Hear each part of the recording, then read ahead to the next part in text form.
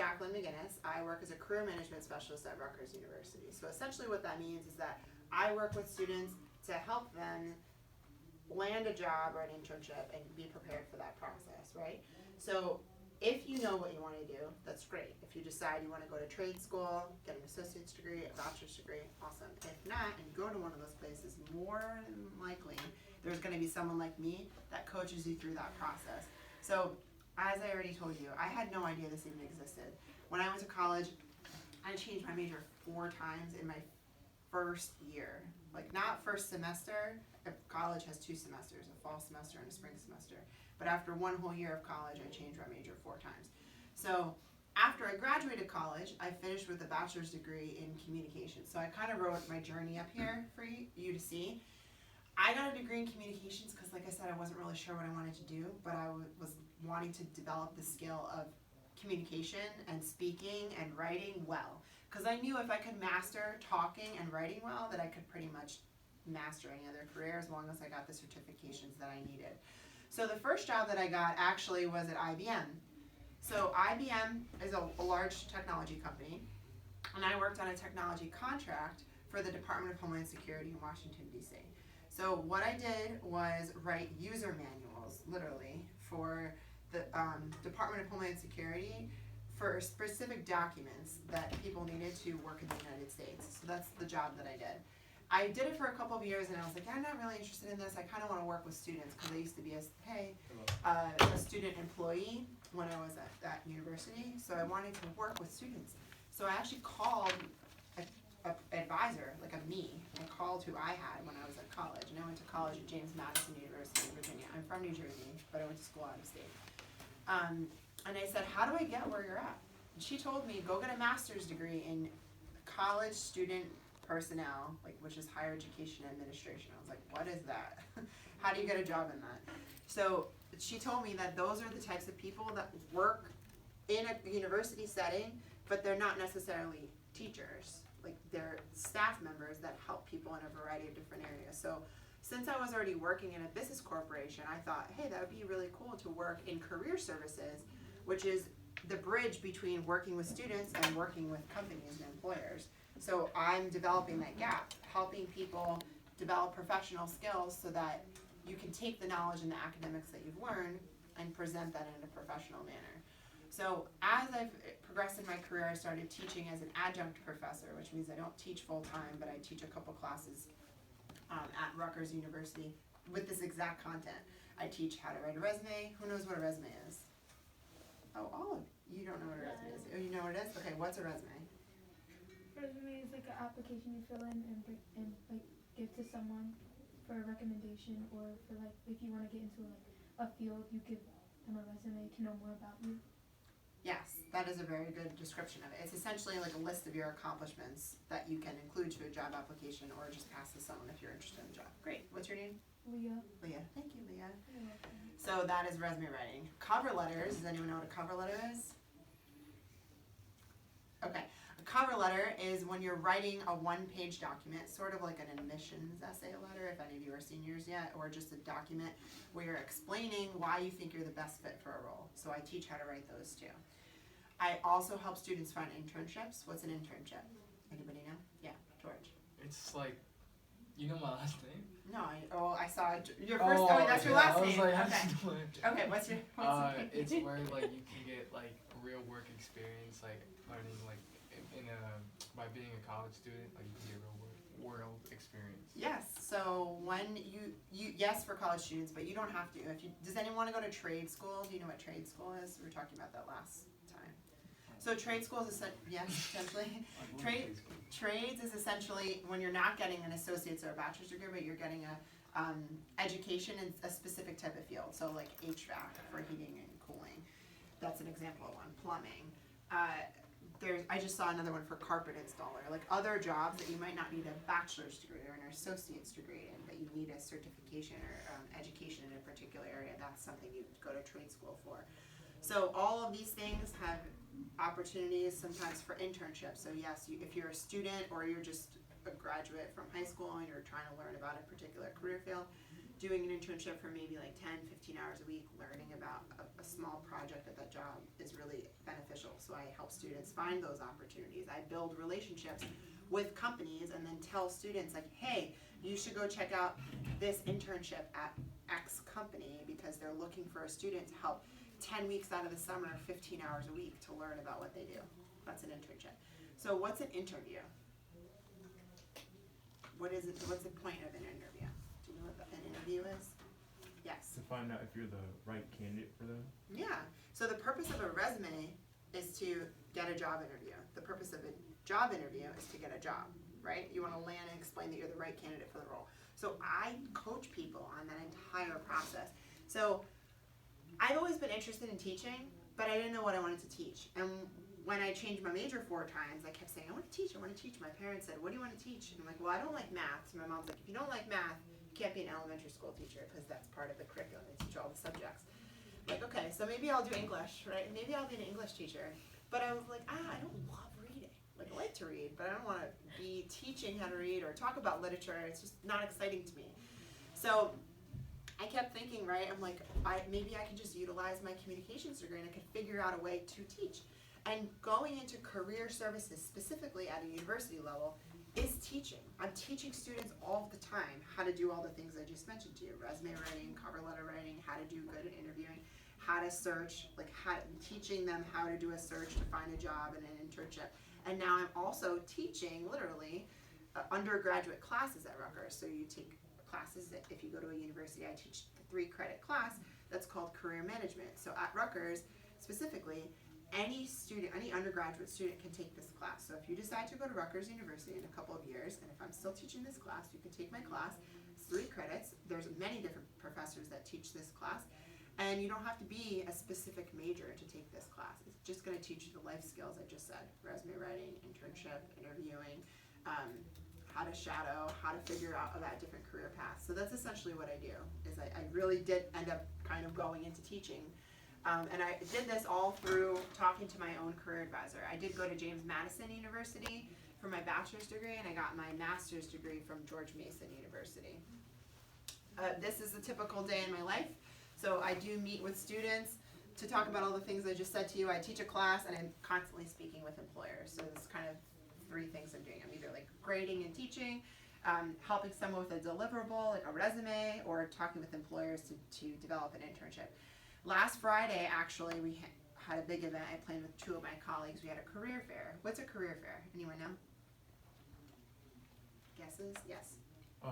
So basically, I think representatives from colleges come in and they talk about what's available at their college. Yeah, so that's perfect. That's a college fair. Perfect. Career fair is actually when companies come to wherever. It doesn't have to be at a college, but it does because that's where we're planning it.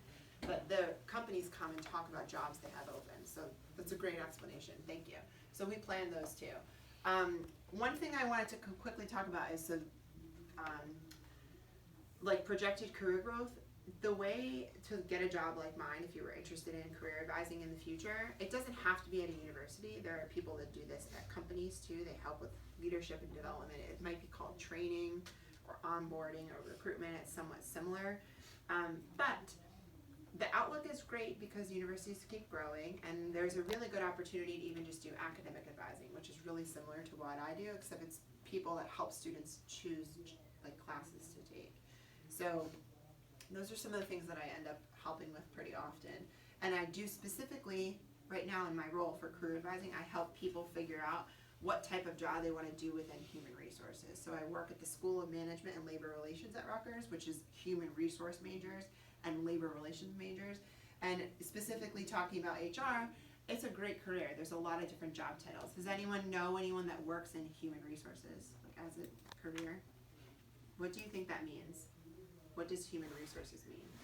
I thought it sounded interesting in college, but I didn't really understand it yet. Have you ever watched The Office? Yes. Like Toby?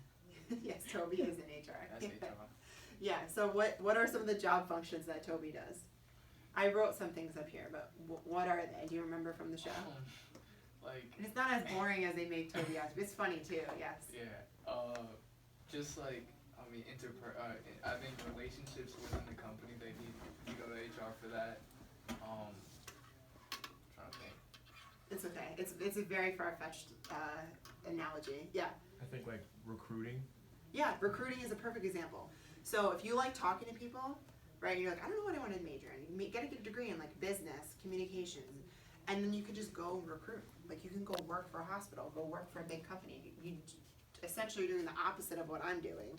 Like you're recruiting for people to come work at that organization, or come work for Timothy Christian, or come work for Rutgers. So recruiting is one. I wrote a couple up here. Benefits, HR generalist, the HR generalist and benefits associate. What's benefits associate? What does that mean? Does anyone know? What's a benefit of a job? Like, why would you even want a job? What is it going to give you? What are the benefits? Money? Yeah, so base salary, insurance, maybe stock options, saving for retirement. These are all part of benefits. Now, since COVID too, there's a big thing about like hybrid, working remote, work in the office 3 days, home 2 days. So these are all flex options. That's all part of benefits. Somebody's job at a company or organization is figuring all that out. So again, I'm sort of giving you a model for like all organizations, and I'm gonna have a QR code if you have a phone. Otherwise, I'll give you my email address if you want me to share slides with you or more information. I will. But this is just an overview of HR as a career. There's so many different things to do. But for you all, if you're thinking about HR as a major, the School of Management and Labor Relations at Rutgers is awesome. It's a really great program. It's nationally recognized. And two things I want to say is if you're exploring careers, exploring majors, exploring universities, there's two things I'd recommend you look at. One is the page for the actual programs, like when you're looking at schools, like you go to whatever university and you go look at the majors and look at the actual classes you'd be taking, see if those classes sound interesting to you. And then also pay attention to any of the career services pages at those universities. It'll give you an idea of what recruiters from companies, like what employers are recruiting at that school, and where are they located? Like, is everyone geographically in that area? Do they help with internships? Do they help with jobs? These are two really important aspects to pay attention to with just looking for jobs or looking for colleges in general. How has this affected, me being a Christian? I think one of the things that's important is, I just wanted to give like an actual practical example to lead by example. That's what I wrote down here.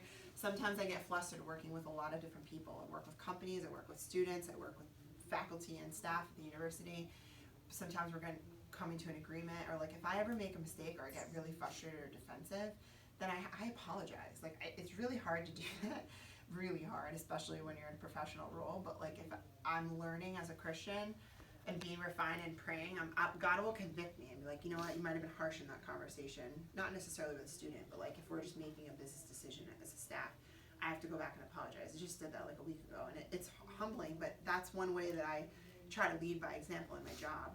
So we're not perfect, right? We all mess up. We all make mistakes, and so that's part of that is me just recognizing that in my role. So I wanted to mention that to you all. Couple quick things too. I mentioned this largely before, but doing like informational interviews. What do I mean by that? Like, what does an informational interview sound like? You want to take a guess? What does it sound like? We know what an interview is, right? That's getting a job. But what does an informational interview sound like? Take a random guess. Yeah, that's it. That's perfect. That's great. What's your name? Betsy.